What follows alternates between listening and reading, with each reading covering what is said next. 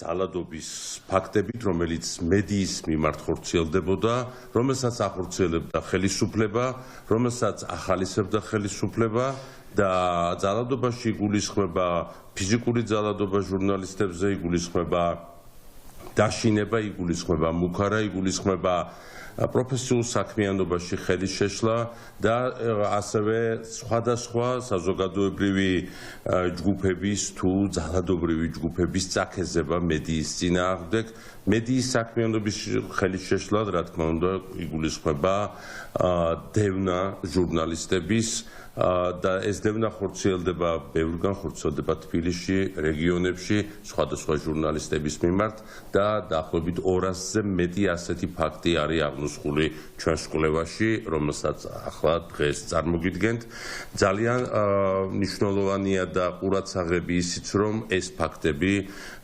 თითქოს და ერთის შეხედვით ზედაპირულად ჩანს, რომ ხელისუფლება ცდილობს, რომ გამოიძიოს, შექმნას იმიტაცია გამოძიების, მაგრამ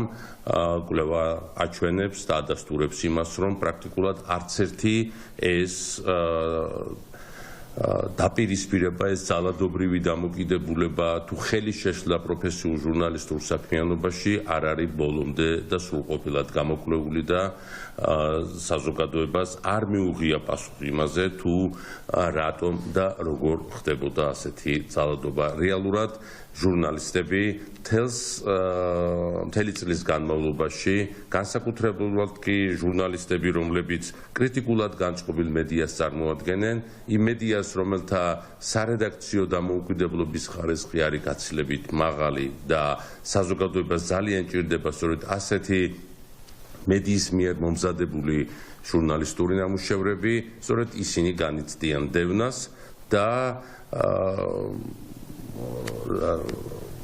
შედეგიც ალბათ არის და მიზანიც ხელისუფლების არის, რომ საზოგადოებას სწორედ ასეთი ჟურნალისტების მიერ მომზადებული მაღალი ხარისხის ჟურნალისტური ნამუშევრების გარეშე დატოვონ და ხელი შეუშალონ საზოგადოებას, რომ იყვნენ ინფორმირებული. ჩვენ რა თქმა უნდა, გარდა იმისა, რომ ამ კვლევას დეტალურად შემოგთავაზებთ ახლა, გვინდა რომ ძალიან დიდი მადლობა გადაუხადოთ ყველა ჟურნალისტს, რომელიც ესეთი ძალადობის პირობებში, ასეთი ხელის შეშლისა და დევნის პირობებში მაინც აგრძელებს ბრძოლას იმისათვის, რომ ჩვენი მოქალაქეები არ დარჩნენ ინფორმაციის გარეშე. როგორც უკვე აღნიშნეთ, სამწუხაროდ დრამატული წელი იყო მედიისთვის, 200-მდე ძალადობის შემთხვევა სხვადასხვა ფორმის დაფიქსირდა მედიის წარმომადგენლების მხრიდან. ეს მაჩვენებელი შარშან საჯარო დაფიქსირებულ იმავე შემთხვევებთან შედარებით თითქმის 5-ჯერ მეტი არის. ასევე აღსანიშნავი არის, რომ წელს დაფიქსირებული სხვადასხვა ფორმის ძალადობის შემთხვევების 80%-ზე მეტი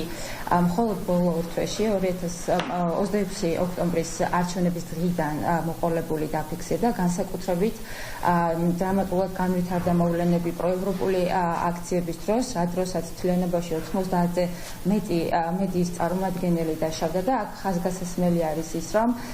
ფიქსირდებოდა მიზანმიმართული თავდასხმა ჟურნალისტების მიმართ, მათ შორის სამართალდამცველების მხრიდან, მიზანმიმართული დაზიანება მათი აპარატის, რაც ქმნიდა იმ შთაბეჭდილებას, რაღაცა მიზანი იყო და მითითება, რომ სწორედ სამიზნეები ყოფილიყო ის ადამიანები, რომლებიც ახორციელებენ საზოგადოების ინფორმირებას კრიტიკულ მომენტში. ასევე უშუალოდ არჩევნების დღეს 70-ზე მეტი შემთხვევა დაფიქსირდა ჟურნალისტების მიმართ სხვადასხვა ფორმის ძალადობის. ჩვენ პირდაპირ ეთერში ვნახეთ, როგორ სასტიკად გაუსწორდნენ ეგრეთ წოდებული ტიტუშკები ტელეკომპანია პირველის გადამღებ ჯგუფს, ასევე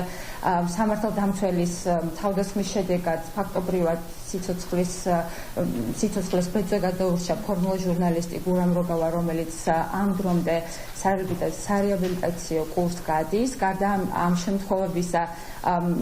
აი ამ მართლაც სასტიკი თავდასხმების და პირდაპირ ეთერში, რა თქმა უნდა, იყო უამრავი შემთხვევა, რა დროსაც სხვადასხვა მედიის წარმომადგენლები დაშავდნენ, დაუზიანეთ აპარატურა. გარდა ამ შემთხვევებისა, ბოლო ორი თვის მიღმა ასევე დაფიქსირდა არაერთი თაშინების, მუქარის, დევნის, ძალადობის, სიტყვის შეურაცხყოფის ფაქტები ჟურნალისტების მიმართ მთელი წლის განმავლობაში, რაც რა თქმა უნდა რაღაც ტოვებს საბეჭდილებას, რომ ეს მთლიანობაში არის ხოლმე მართველი ძალის მხრიდან წახალისებული, დანება დართული, იმიტომ რომ აი ამ შემთხვევების გამოუძიებლობა და მე ახლა გეტყვით, რომ ჩვენ საგამოძიებო სამსახურსაც მივმართეთ, რომლის პრეროგატივაც არის ჟურნალისტების საქმიანობის ხელშეშლის გამოძიება და მივიღეთ პასუხად, რომ წლის განმავლობაში ნოემბრის ჩათვლით მათ ჯამში 16 საქმეზე დაიწყეს გამოძიება, აქედან 9 საქმეზე კვლავ მიმდინარეობს გამოძიება, სისხლის სამართლებრივი დევნა არის 7 პირის მიმართ დაწყებული და ერთი საქმე შეწყვეტა პროკურატურამ. მიუხედავად იმისა, რომ ჩვენ ჩაშილად მოვითხოვეთ ინფორმაცია თუ კონკრეტულად რომელ საქმეებზე და რომელი ჟურნალისტების მიმართ განხორციელების ძალადობის შემთხვევაში დაიწყო გამოძიება, მივიღეთ მხოლოდ შრალად ინფორმაცია და სამწუხაროდ არ ჩანს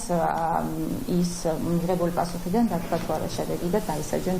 თუ არა დამნაშავე პირები. ასევე ხაზგასასმელი არის გარდა ძალადობის შემთხვევებისა ჟურნალისტების მიმართ წარმოებული ადგილმიწოდებული სტრატეგიული სარჩელები, რა დროსაც ქართული ოცნების და მათთან დაკავშირებული პირების მხრიდან ხდება ხოლმე ძირითადად კრიტიკული მედიის წინააღმდეგ სხვადასხვა ტიპის სარჩელის შეტანა, რაც ისედაც მძიმე ფინანსური წნეხის პირობებში მომუშავე კრიტიკულ მედიას დამატებით ფინანსურ პრობლემებს უქმნის. ასევე ხაზგასასმელი არის კომუნიკაციების კომისიის უარყოფითი როლი, რაც განსაკუთრებით გამოიკვეთა წინასაარჩევნო პერიოდში და არაერთი ქართული ოცნების საჩივრის დაკმაყოფილების საფუძველზე არაერთი ჯარიმა დაეკისრა სოლიდური კრიტიკულ მედიებს. მიუხედავად იმისა, რომ კომუნიკაციების კომისიამ ასე ვთქვათ დაუწარა ასევე სარჩელები პროსამთავრობო ტელევიზიებსაც, ეს რა თქმა უნდა ჯამში ვერ აბალანსებს იმ